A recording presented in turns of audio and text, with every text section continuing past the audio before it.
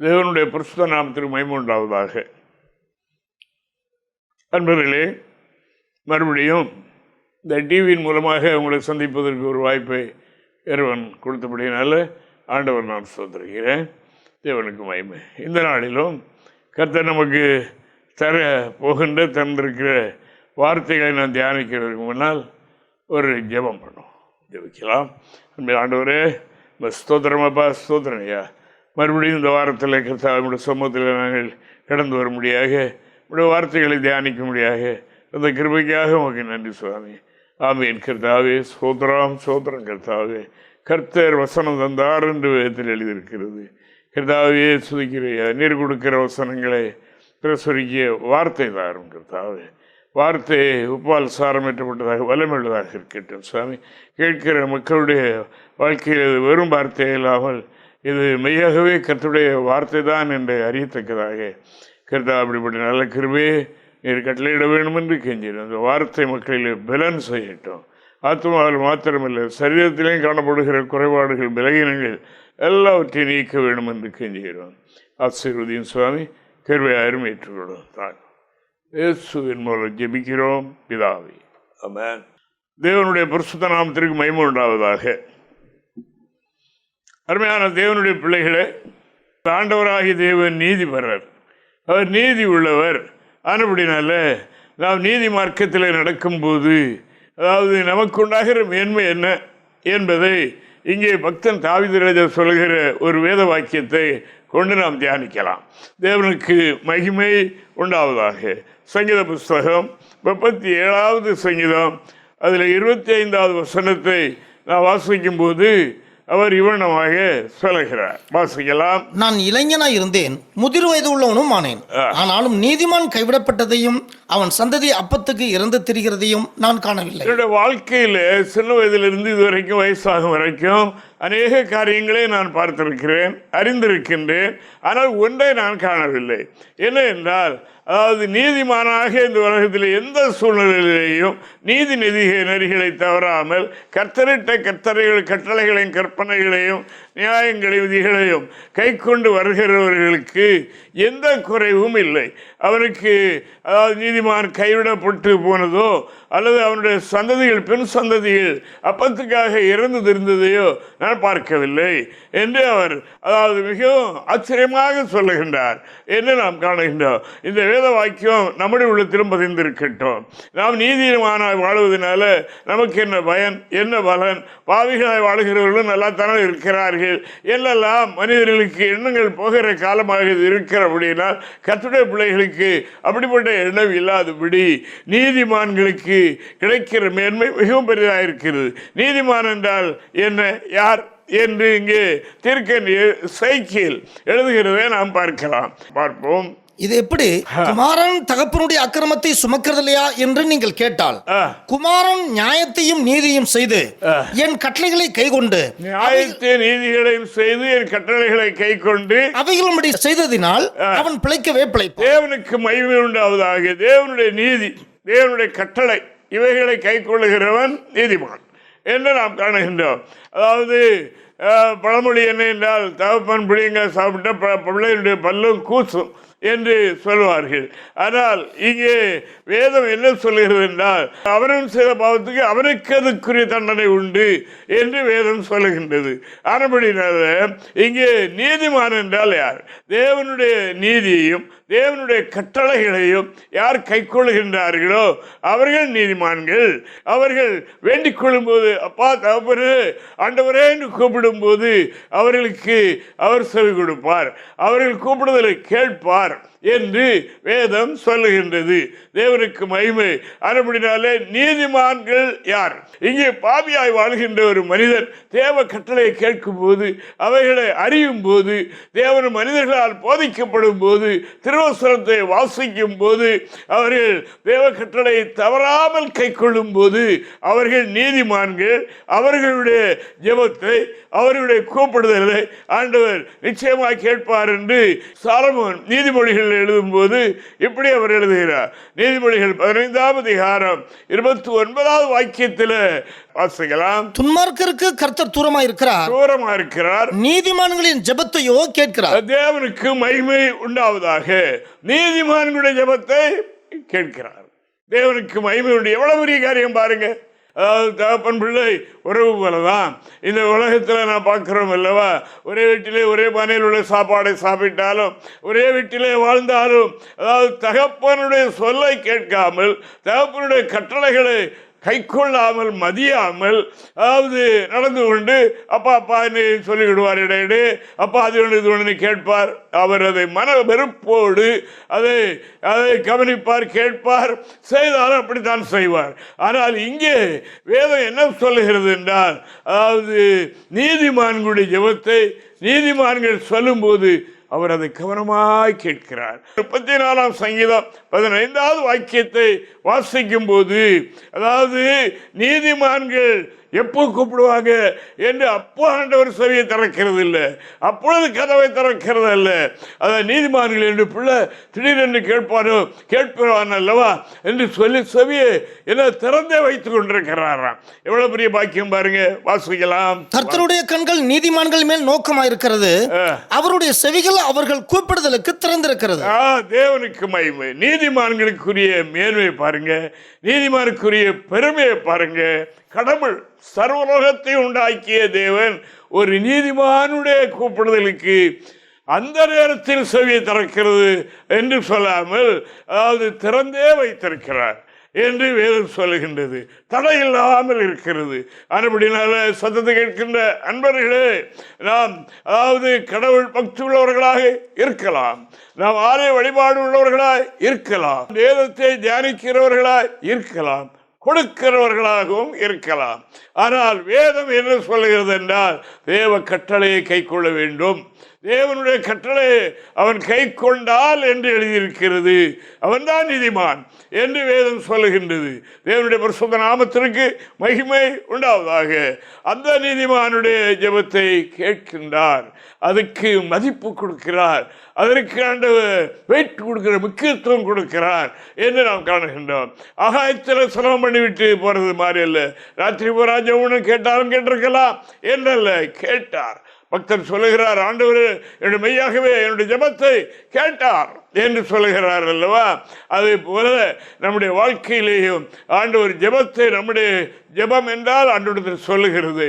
அப்பா என்று கூப்பிட்டு சொல்லும்போது, எனக்கு இது தேவை, இந்த பிரச்சனை இப்படி என்று சொல்லும்போது அது கேட்கிறார் என்று திருவசனம் சொல்லுகின்ற. அப்படின்னால ஆண்டவரை நான் சோதரிக்கிறேன். என்னுடைய பரிசுத்த நாமத்திற்கு மகிமை உண்டாவதாக. கட்டளை கை கொள்வது நீதி, மனித நீதி என்று ஒன்று உண்டு. அதை நாம் இங்கே ஏசாயா பக்தன் எழுதும் போது அவைகளை நான் இப்படி வாசிக்கிறோம். ஏசாயா 64ஆம் அதிகாரம் 6வது வாக்கியத்தை நான் படிக்கும்போது, அதாவது மனிதனுடைய சொந்த நீதி, மனிதனுடைய சொந்த விருப்பம், அவனுடைய மனதின் பிளான், அதன்படி இதை இப்படி இப்படி இப்படி என்று இல்லை. தேவ கட்டளை தான் நீதி, அதை கை கொள்வதே நீதி என்று வேதம் சொல்லுகின்றது. வேதம் என்ன சொல்லுகிறது பாருங்க, வாசிக்கலாம். நாங்கள் அனைவரும் தீட்டானவர்கள் போல இருக்கிறோம், எங்களுடைய நீதிகள் எல்லாம் அழுக்கான கந்தையை போல் இருக்கிறது. போதும், தேவனுக்கு மகிமை உண்டாவதாக. எங்களுடைய நீதி, மனித நீதி, மனிதர்களுடைய நீதி எப்படி இருக்கிறதா? அழுக்கான கந்தையை போல, ஒன்றுக்கு உதவாது என்று நாம் காணுகின்றோம். அவைகளை வைத்துக் கொண்டு அநேகர் சொல்லுகிறார்கள், நாங்களும் நீதிமான்கள் தான், நாங்களும் பாவம் செய்வதில்லை, நாங்களும் அப்படி செய்கிறோம், அனாதாசிரமம் நடத்துகிறோம், ஏழைகளுக்கு உதவி செய்கிறோம், இப்படியெல்லாம் செய்கிறோம், அன்னதானம் பண்ணுகின்றோம், இவையெல்லாம் செய்கிறோமே என்று சொல்லுகிறார்கள். இதெல்லாம் தேவ நீதி அல்ல. ஆனால் இதை செய்யலாம், ஒன்றும் இல்லை. தேவ கட்டளை நிறைவேற்றாமல் இவைகளினால் எந்த பயனும் இல்லை. ஒரு மனிதன் தேவ நீதியை செய்யும் போது, அதாவது உலக நீதியை நிறைவேற்ற அவனுக்கு முடியாது, செய்யக்கூடாது, செய்யவும் முடியாது என்று அதாவது லூக்கா எழுதும் போது இப்படி எழுதுகிறார். லூக்கா 18:9 முதல் அதாவது சில வாக்கியங்களை 14 வரைக்கும் கூட நான் வாசிக்கும் போது அங்கே இப்படி சொல்லுகிறது நாம் காணலாம். வாசிக்கலாம். அன்றையும் தங்களை நீதிமான்கள் என்று நம்பி மற்றவர்களை அற்பமாய் எண்ணின சிலரை குறித்து அவர் ஒரு உவமையை சொன்னார். அழுக்கான கந்தை அழுக்கான கந்தை வாசிப்போம். என்ன என்று நான் பார்ப்போம். மனிதன் அதாவது எவ்வளவுதான் அவன் நீதி செய்கிறோம் என்று எண்ணினாலும் அது வெளியே சொல்லி அவன் தன்னை அதாவது மேன்மைப்படுத்தி மற்றவர்களை இழிவாக எண்ணுகிறது அநீதி என்று நாம் காணுகின்றோம். அப்படினால மற்றவர்களை குற்றப்படுத்துகிற ஒரு நீதி வாசிக்கலாம். 2 மனுஷர் ஜெபம் பண்ணும்படி தேவாலயத்துக்கு போனார்கள். ஒருவன் பரிசேயன், மற்றவன் ஆயக்காரன். பரிசேயன் என்று, தேவனே, நான் பரிகாரர், அநியாயக்காரர், விபச்சாரக்காரர் ஆகிய மற்ற மனுஷரை போலவும் இந்த ஆயக்காரனை போலவும் இராததினால் உம்மை ஸ்தோத்திரிக்கிறேன். இது அவருடைய நீதி, இது அவருடைய நீதி. மற்ற மனிதர்களைப் போல நான் இல்லை, நான் ஒரு நீதிமான் என்று அவருடைய சொந்த நீதி. அந்த கந்தையை, அந்த அழுக்கை அவன் அங்கே ஆண்டவரிடத்தில் வெளிப்படுத்துகிறான். நான் இப்படி செய்கிறேன் கர்த்தாவே என்று சொன்னதோடு விட்டுவிடவில்லை. அடுத்தால ஒரு வார்த்தையும் சொல்லுகிறான். வாசிக்கலாம். வாரத்தில் 2 தடவை உபவாசிக்கிறேன், என் சம்பாத்தியத்தில் எல்லாம் தசமபாகம் செலுத்தி வருகிறேன் என்று தனக்குள்ளே ஜெபம் பண்ணினான். ஆயக்காரன் தூரத்திலே நின்று தன் கண்களையும் வானத்துக்கு ஏறெடுக்க துணியாமல் தன் மார்பிலை அடித்துக்கொண்டு, தேவனே, பாவியாகிய என் மேல் கிருபையாயிரும் என்றான். அவனல்ல, இவனே நீதிமானாக்கப்பட்டவனாய் தன் வீட்டுக்கு. நீதிமான் யார்? அவன் பெரிய பிரச்சாரம் பண்ணவில்லை. சிலரை நான் பார்ப்போம் என்றால் ஜெபம் பண்ணுவார்கள் என்னத்தெல்லாமோ சொல்லி ஜெபம் பண்ணுவார்கள். தனக்கு ரொம்ப தெரியும், தனக்கு ரொம்ப அறிவு உண்டு என்கிறதை காண்பிப்பதற்காக அது அழுக்கான கந்தை, சொந்த நீதி, மனித நீதி என்று சொல்லி இருக்கிறது. நீண்ட ஜெபம் பண்ணுகிறதுனால், நீண்ட ஜெபம் பண்ணுகிறவர்களை பற்றி என்ன வேதம் சொல்லுகின்றது? அப்படினால அப்படி அல்ல, அப்படி அவன் ஜெபம் பண்ணினான். அது மாத்திரமல்ல, இந்த பக்கத்தில் நிற்கிறான் இந்த மனிதனை போல நான் இல்லாதபடி நான் சொந்தரிகிறேன் என்று அவர் சொல்கிறான். இவன் அப்படியெல்லாம் என்ன போல செய்கிறது இல்லை. நான் இவ்வளவு செய்கிறேன், துசமாக கொடுக்கிறேன், உபவாசம் பண்ணுகிறேன், தான தர்மம் பண்ணுகிறேன், என்னெல்லாமோ பண்ணுகிறேன் என்று தன்னுடைய நீதியை, தன்னுடைய திறமையை அவன் அங்கே வெளிப்படுத்தினான். இது கந்தை, இது தேவனுடைய பார்வையில் அழுக்கு, அருவருப்பானது என்று வேதம் சொல்லுகின்றது. தேவனுக்கு மகிமை உண்டாவதாக. தேவ நீதி என்பது தேவனுடைய கட்டளை நிறைவேற்றுவது, தேவனுக்கு மகிமை, தன்னை தாழ்த்துவது, தேவ சமூகத்தில் தன்னை ஒன்றுமில்லை என்று உணர்வது, அது தேவ நீதி, தேவனுக்கு மகிமை.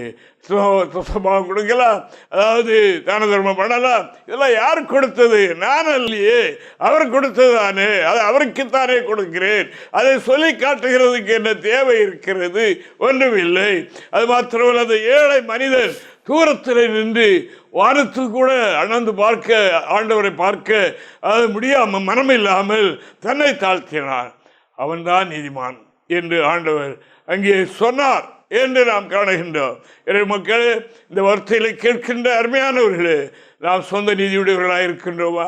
ஆலய வழிபாடு பண்ணும்போது, குடும்பத்தில் குடும்ப ஜெபம் பண்ணும்போது, பிறரிடத்தில் பேசும்போது, எனக்கு ரொம்ப தெரியும், நான் அவனாக்கும் இவனாக்கும் அப்படியாக்கும் என்று சொல்வது சொந்த நீதி. அது அழுக்கு, ஆண்டவருடைய பார்வையில் அருவருப்பு என்று வேதம் சொல்லுகின்றது. அப்படினால நீதிமான் என்றால் யார்? தேவ கட்டளை யார் கை கொள்கின்றார்களோ அவனல்லவா நீதிமான். அவனைத்தானே கர்த்தர் தீவில் என்று விடுவிப்பேன் என்று சொல்லுகின்றார். அவனுடைய ஜெபத்தை தானே நான் கேட்பேன் என்று ஆண்டவர் சொல்லுகிறார். அவன் ஜெபம் பண்ணுவதற்கு முந்தையே அவைகளை நான் கேட்க செவியை திறந்து வைத்துக் கொண்டே இருக்கிறேன். அதைத்தான் தானியேலை பற்றி சொன்னார் அல்லவா? தானியேலை பற்றி சொல்லும்போது, நீ கேட்பதற்கு வேண்டிக்கொள்ள தொடங்கின போதே கட்டளை வெளிப்பட்டுச்சு. அப்படினால் அருமையானவர்களே, நீதிமான்களாய் வாழ்வதனால் என்ன பயன் என்று எண்ணி தொய்ந்து போகாதீர்கள். தொடர்ந்து கட்டளைகளை கைக்கொள்ள கவனமாயிருங்கள். அதுதான் இன்று முக்கியம். வேற என்னெல்லாமோ செய்யலாம், அதில் அவைகளை கர்த்தர் பார்க்கவில்லை, அவைகளை கேட்கவில்லை, அவைகளுக்கு பதில் கொடுக்கவில்லை. அவருடைய செவி அதற்கு திறந்து இருக்கவும் இல்லை. நீதிமான்கள் தேசத்திலே பெருகினால் அங்கே மகிழ்ச்சி உண்டாயிருக்கும். துன்மார்க்கர்கள் பெறுகிறார், அங்கே வேதனைகள் பெருகும். சண்டாளர்கள் உயர்ந்திருக்கும் போது துன்மார்க்கர்கள் எங்கும் சுற்றி திரிவார்கள். இன்று தேசம் முழுவதும், உலகம் முழுவதும் அந்த அவல நிலை பெருகிக் கொண்டு வருகின்றது நாம் காணுகிறோம். நீதிமான்கள் ஏற்படும். ஆண்டவராகிய தேவன், அதாவது அன்றொரு நாள் சோதோம் குமாராவில் உண்டான அருவருப்பான பாவத்தை அவர் சகிக்க முடியாமல் அங்கே நம்முடைய தூதர்களை தம்முடைய குமாரனையும் கூட அங்கே அனுப்ப சுத்தம் கொண்டார். சுத்தம் கொண்டு ஆபிரகாமுடைய வீட்டு வழியாக அவர்கள் வந்தார்கள். வரும்போது இந்த சம்பவத்தை ஆண்டவர் சொன்னார். அதாவது சோதோம் குமராவினுடைய பாவம், அதாவது தேவனிடத்தில் போய் எட்டிட்டு, வானத்தில் போய் எட்டிட்டு, அந்த பட்டணத்தை அழிக்கும்படியாக ஆண்டவர் எங்களை அனுப்பியிருக்கிறார், என்னை அனுப்பியிருக்கிறார் என்று சொன்னபோது அங்கே தன்னுடைய உறவின் முறையாகிய லோத் அந்த பட்டணத்தில் இருக்கிறபடியினால் அவருக்காக பரிந்து பேச அவர் வாயை திறந்தார். திறந்து, ஆண்டவரே, அந்த பட்டணத்தில் நீதிமான்கள் இருந்தால் அழித்து விடுவீரோ என்று கேட்டார். அது ஒரு நீதிமானுக்கு இருக்கிற எபக்ட பாருங்க, தேவனுக்கு மகிமை. அப்படி என்னால் 50 நீதிமான் தான் அழிப்பீர் அவர் கேட்டுக்கிட்டு 50 இல்லை, அழிக்க மாட்டேன். குறைத்து 10 வரைக்கும் வந்தார். 10 நீதிமான்கள் இருந்தால் அழிப்பீரோ? 10 நீதிமான் இருந்தாலும் அழிக்க மாட்டேன். 10 நீதிமான்கள் அந்த பட்டணத்தில் இல்லை.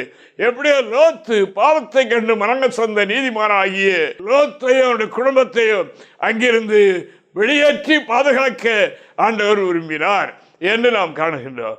அருமையானவர்களே, தேசத்திலே நீதிமான்கள் பெருகி இருந்தால் அந்த பட்டணத்தை, அந்த நாட்டை, அந்த ஏரியாவை அழிக்க மாட்டேன். நீதிமான்களுக்காக, நீதிமான்களை பகைக்கிற கூட்டங்கள் எழும்பியிருக்கு பாருங்க. இது ஒரு சாத்தானுடைய பெரிய ஒரு அவதாரம் கருவியாக இருக்கின்றது. அப்படியான நீதிமான் இருப்பதனால் அவனுக்கு மட்டுமல்ல, அவன் வசிக்கின்ற தேசத்திற்கும் அதாவது மீட்பு உண்டு என்று வேதம் சொல்லுகிறது. அப்படி இவைகளை விவரமுள்ளவர்கள் அறிந்திருப்பார்களானால் நீதிமான்களுக்கு பாதுகாப்பு கொடுப்பார்கள், நீதிமான்களுக்கு உதவி செய்வார்கள், அவர்கள் சப்போர்ட் பண்ணுவார்கள், நீதிமான்களை உருவாக்குங்கள் என்று சொல்லுவார்கள். அது நிமித்தம் நம்முடைய தேசத்திற்கு பாதுகாப்பு கிடைக்கட்டும் என்று சொல்லுவார்கள். நீதிமான்களை பகைக்கிற கூட்டங்கள் எத்தனை எவ்வளவு பெரிய காரியம் பாருங்க. எங்கே நான் பார்க்கிறோம், அதிகாரம் 18 வசனம் 23 முதல் 26 வரைக்கும் உள்ள வசனங்களை வாசிக்கும் போது அங்கே நாம் இந்த சம்பாஷணையை பார்க்கலாம். வாசிப்போம். அப்பொழுது ஆபிரகாம் சமீபமாய் சேர்ந்து, துன்மார்க்கரோட நீதிமானையும் அழிப்பீரோ? பட்டணத்துக்குள்ளே ஒரு வேளை 50 நீதிமான்கள் இருப்பார்கள். அதற்குள் இருக்கும் அந்த 50 நீதிமான்கள் நிமித்தம் ரட்சியாமல் அந்த ஸ்தலத்தை அழிப்பீரோ?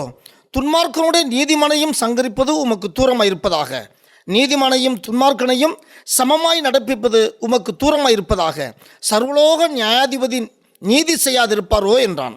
அதற்கு கர்த்தர், நான் சோதமில் 50 நீதிமான்களை கண்டால் அவர்கள் நிமித்தம் அந்த ஸ்தலம் முழுவதையும் ரட்சிப்பேன் என்றார். தேவனுக்கு மகிமை உண்டாவதாக.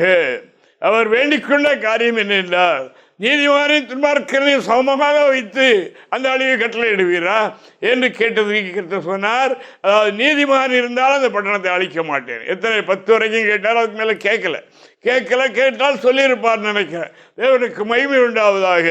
அப்படியே ஆண்டவர் அந்த நீதிமானுக்காக குடும்பத்தை சேர்த்து அந்த அழிவுக்கு விலக்கி காத்தார் என்று நாம் காணுகிறோம். இதில் இருக்கிற காரியம் என்ன என்றால், நீதிமான் அந்த பட்டணத்தில் இருந்தால், நீதிமான்கள் அந்த தேசத்திலே இருந்தால் அதை நான் அழிக்க மாட்டேன் என்று நீதிமானுக்கு அவ்வளவு பெரிய வெயிட், அவ்வளவு பெரிய முக்கியத்துவம், அவன் மேல் அவ்வளவு அக்கறை, அவ்வளவு பாசம் ஆண்டவர் வைத்திருக்கிறார் என்று நாம் காணுகின்றோம்.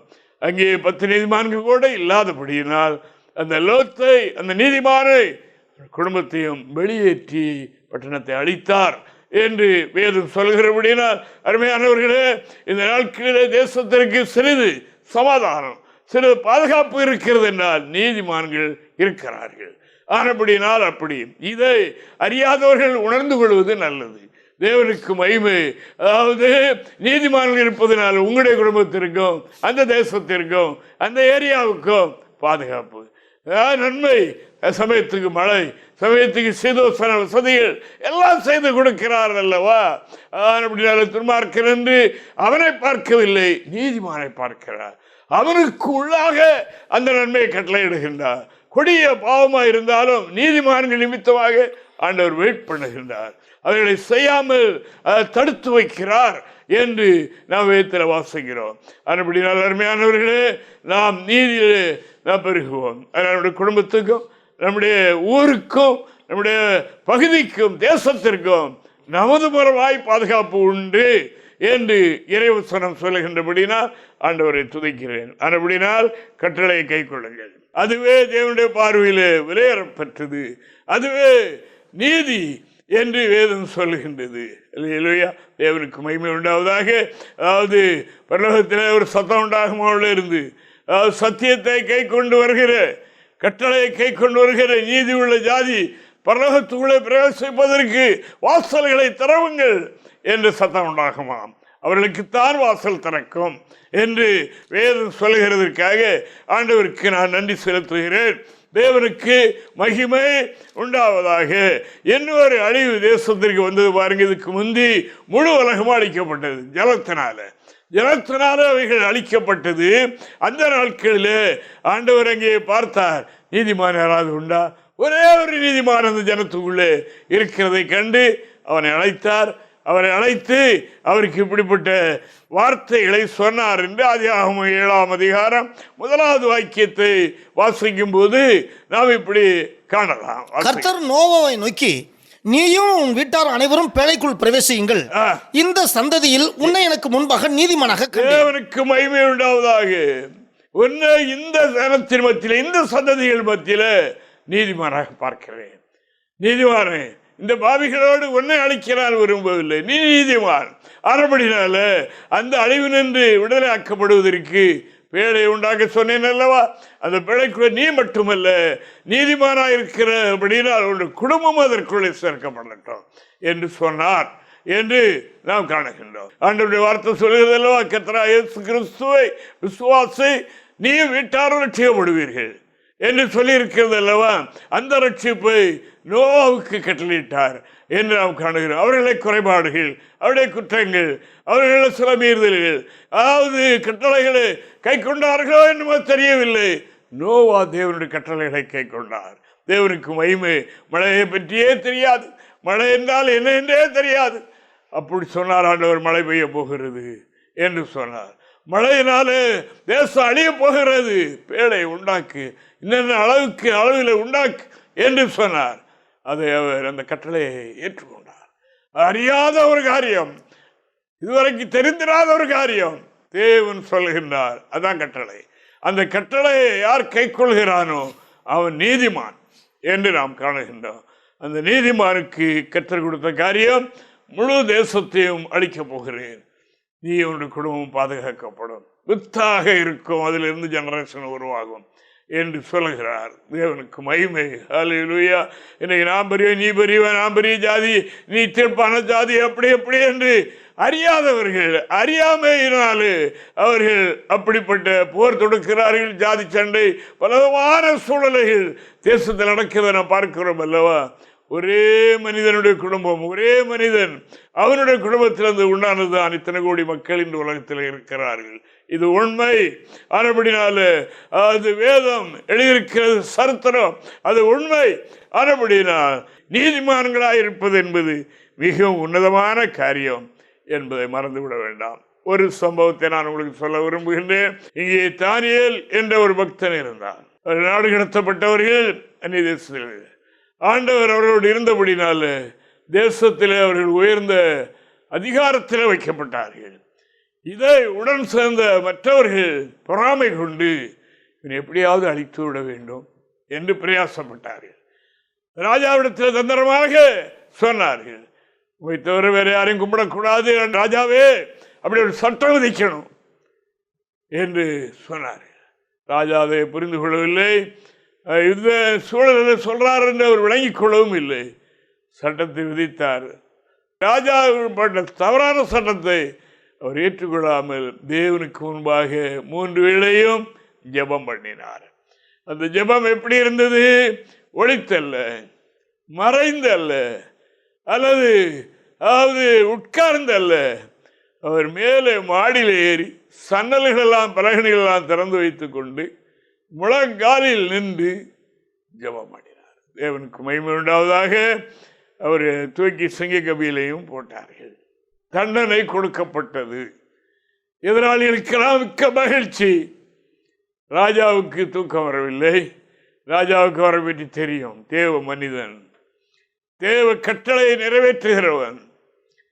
நாம் எவ்வளவுதான் சட்டமிட்டாலும் அவன் தேவ கட்டளையை தானே நிறைவேற்றுகிறான் என்று காலில் ஓடி சிங்கக்கவியின் பக்கத்தில் போய் துயர சத்தமாக கூப்பிட்டான்.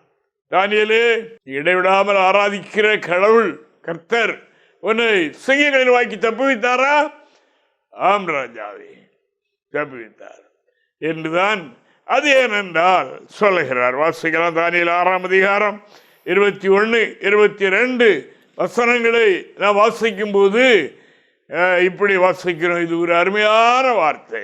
இது எல்லாருக்கும் கவனிக்க வேண்டிய வார்த்தை. கடவுளை ஆராதிக்கிற, கடவுளை கும்பிடுகிற, கடவுள் நம்பிக்கை உள்ளவர்கள் இதை அறியணும். வாசிக்கலாம். அப்பொழுது தானியேல், ராஜாவே, நீர் என்றும் வாழ்க. சிங்கங்கள் என்னை சேதப்படுத்தாதபடிக்கு தேவன் தம்முடைய தூதனை அனுப்பி அவைகளின் வாயை கட்டி போட்டார். அது ஏனென்றால் அவருக்கு முன்பாக நான் குற்றமற்றவனாய் காணப்பட்டேன். ராஜாவாகிய உமக்கு முன்பாகவும் நான் நீதிகேடு செய்தேன். உத்தியோகத்தில் சரியாக இருந்தேன். நீர் எனக்கு கட்டளையிட்ட உத்தியோகத்தில், நான் இடத்துல வாங்குற சம்பளத்தில் நான் நீதி உள்ளவனாயிருந்தேன். அநீதி செய்யவில்லை. ஆனபடியினால் என்னை சேதப்படுத்தவில்லை. Sodom Gomorrah அக்கினியினாலே எரிக்கப்பட்டது. நீதிமான் அதற்கு இரையாகவில்லை. ஜலப்பிரளயத்தினாலே உலகம் முழுவதும் அழிக்கப்பட்டது. நீதிமான் அதில் மூழ்கி போகவில்லை. அவனோட குடும்பம் மீட்கப்பட்டது. இங்கே தானியேலை காரணமின்றி குற்றமில்லாத அந்த மனிதனை தண்டனைக்குள்ளாகி சிங்கக்கு வீழப்பட்டார்கள். சிங்கம் இறை எப்போ கிடைக்கும் என்று அவரோடெல்லாம் இருக்கிறது. இவர் தூக்கி போட்டதும் அவர்கள் வாயெல்லாம் கட்டப்பட்டு போயிட்டு தூதர்களை அனுப்பிட்டார் ஆண்டவர். எதற்காக? நான் அவருக்கு முன்பாக குற்றமற்றவன். உமக்கு ராஜாவே, எனக்கு கொடுத்த இந்த உத்தியோகத்தில் நான் நீதிகேடு செய்யவில்லை, நீதிமானாகவே இருந்தேன். ஆனபடினால் கர்த்தர் என்னை காப்பாற்றினார். வெளியே தூக்கி விட்ட போது சட்டம் மாற்றி அமைக்கப்பட்டது. இனிமேல் அதான் நடக்கணும். தேசத்தில் கர்த்தரைத்தான் எதிர்பார்க்கிறார். நீதிமான்கள் ஆகுங்கள், நீதிமான்களே, இவ்விதமாய் எதிர்நோக்கியிருங்கள். ஆண்டவர் தேசத்தின் சட்டங்களை மாற்றுவார், தீமைகளை அகற்றுவார், தேவன் நன்மையானவர்களை செய்வார். பரலோகத்தின் தேவனை நோக்கி பார்ப்போம். அவர்கிட்ட கட்டளைகளை கை கொண்டு நீதி நெறி தவறாமல் வாழ்வோம். தேவன் நம்மை கைவிட மாட்டார். நீதிமான் கைவிடப்பட மாட்டார். சந்ததிகளும் அப்பத்துக்கு எதுவும் தெரிய மாட்டார்கள். கர்த்தர் உங்களையும் என்னையும் ஆசீர்வதிப்பாராக என்று சொல்லிக்கொண்டு முடிக்கிறேன். ஆமென்.